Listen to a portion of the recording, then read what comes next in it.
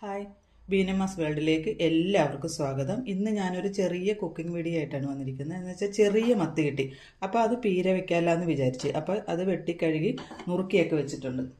അതുപോലെ തന്നെ അതിന് അരപ്പിനുള്ള സാധനങ്ങളാണ് തേങ്ങ, അതുപോലെ പിന്നെ മുളക് പൊടി, മഞ്ഞൾപ്പൊടി, കുരുമുളക് പൊടി, പച്ചമുളക്, ഒരു കഷ്ണം ഇഞ്ചി, ഉള്ളി, വേപ്പില. അതിൻ്റെ കൂടെ അരപ്പിനാവശ്യമായ ഉപ്പും ചേർത്തിട്ടുണ്ട്. കൂടെ തന്നെ ഒരു ചെറിയ തക്കാളി ചേർക്കുന്നത് നല്ല ടേസ്റ്റാണ്. ചെറിയ ഒരു കഷ്ണം തക്കാളി ഉള്ളത് കൊണ്ട് തന്നെ ചെറിയ ഒരു കഷ്ണം മതി പുളി. അപ്പോൾ ഞാൻ ഈ അരപ്പ് റെഡിയാക്കിയിട്ട് വരാം. അപ്പോൾ ചട്ടി അടുപ്പത്ത് വെച്ചു. അപ്പോൾ ആവശ്യത്തിനുള്ള എണ്ണ ഒഴിച്ചു കൊടുക്കാം. നമുക്ക് ചട്ടിയാകുമ്പോൾ ഇച്ചിരി കൂടുതൽ ഒഴിക്കണം, അല്ലെങ്കിൽ അടിയിൽ പിടിക്കും. കുറച്ച് കടുക് ഇടിയണം. അപ്പോൾ കടുക് പൊട്ടിക്കഴിഞ്ഞപ്പോൾ ഞാൻ ഈ അരപ്പങ്ങ ഇട്ട് കൊടുക്കും.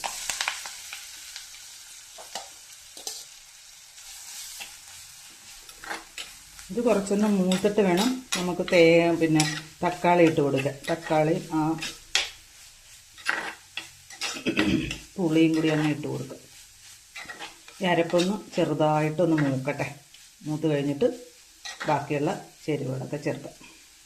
അപ്പോൾ അരപ്പ് ഏകദേശം അതിൻ്റെ ആ വെള്ളമൊക്കെ പറ്റി ആ പച്ചമണമൊക്കെ അങ്ങ് മാറിയിട്ടുണ്ട്. ആ പച്ചച്ചോവയൊക്കെ തക്കാളി ഇട്ട് കൊടുക്കുക. ഇത് ചെറിയൊരു തക്കാളിയാണ്, അത് നല്ല ടേസ്റ്റാണ് അതും കൂടി ചേർത്ത് കഴിഞ്ഞാൽ.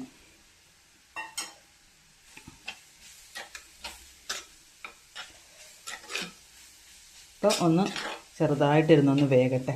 ഇത് തക്കാളി വെന്തിട്ട് മീനിട്ടാൽ മതി.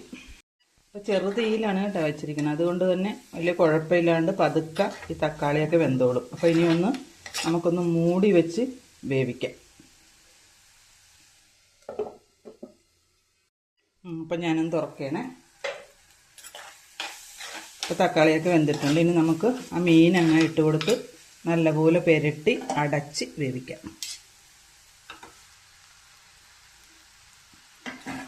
ഈ അരപ്പ് ഉണ്ടാക്കിയപ്പോൾ തന്നെ മീനിനും കൂടിയുള്ള ഉപ്പ് ചേർത്തിട്ടുണ്ട്. ഒത്തിരി നമ്മൾ ഇളക്കി അങ്ങ് വന്നു കഴിഞ്ഞാൽ ഇത് ഉടഞ്ഞു പോകും. ഇപ്പം തന്നെ ഇങ്ങനെയാകുമ്പോൾ കുഴപ്പമില്ല. ചെറുതായിട്ട് ഇനിയിപ്പോൾ ഒന്ന് അടച്ച്, എന്ന് വെച്ചാൽ മീനിൽ നിന്ന് വെള്ളം ഇറങ്ങും. അപ്പോൾ പതുക്കെ ചെറിയ തീയിൽ ഇതൊന്ന് വെന്ത് വരട്ടെ. എന്നിട്ട് നമുക്ക് ഒന്നും കൂടി ഇളക്കി കൊടുക്കാം. അപ്പോൾ നമുക്ക് ഉപ്പൊക്കെ നോക്കാം. എന്നിട്ട് അടച്ച് വെക്കാം. നമുക്ക് ഞാനൊന്ന് പതുക്കെ ഒന്ന് ഇളക്കി കൊടുക്കേ. കുറച്ച് സമയമായി മൂടി വെച്ചിട്ട്, കുഴപ്പമൊന്നുമില്ല, അടി പിടിച്ചിട്ടൊന്നുമില്ല. ഇനി ഒന്നും കൂടി മൂടി കുറച്ച് കഴിയട്ടെ. ഇപ്പം മണമൊക്കെ വരാൻ തുടങ്ങി കേട്ടോ, നല്ല മണം വരുന്നുണ്ട്. തുറന്ന് നോക്കാം. മത്തി കിട്ടുമ്പോൾ എല്ലാവരും ഈ വറുത്ത് കഴിക്കുന്നേക്കാൾ ഏറ്റവും ഇതിൻ്റെ ഗുണങ്ങളൊന്നും നഷ്ടപ്പെടാതിരിക്കും ഇതുപോലെ നമ്മൾ പീര വെച്ച് കഴിച്ചാൽ.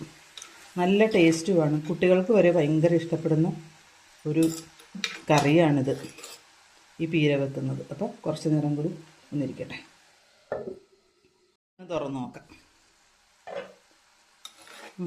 ഇപ്പോൾ എല്ലാം സെറ്റായിട്ടുണ്ട്.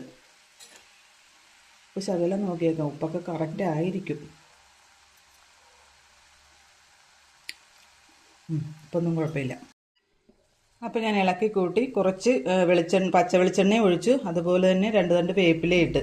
ഇതിൻ്റെ ഗുണം നമ്മൾ കറി വിളമ്പുന്ന സമയത്ത് നന്നായിട്ട് നമുക്ക് അതിൻ്റെ ഫ്ലേവർ കിട്ടും. നല്ല ടേസ്റ്റുമാണ് കേട്ടോ. തക്കാളിയൊക്കെ ചേർത്ത് ഇങ്ങനെ പീര പറ്റിച്ച് കഴിഞ്ഞാൽ എല്ലാവരും ഒന്ന് ചെയ്ത് നോക്കണേ. എനിക്ക് സപ്പോർട്ടും തരണം കേട്ടോ. അപ്പോൾ ഇന്നത്തെ വിശേഷം ഇതാണ്. എല്ലാവർക്കും ഇഷ്ടപ്പെട്ട് കാണുമെന്ന് വിചാരിക്കുന്നു. എല്ലാവരുടെയും സപ്പോർട്ട് വേണം.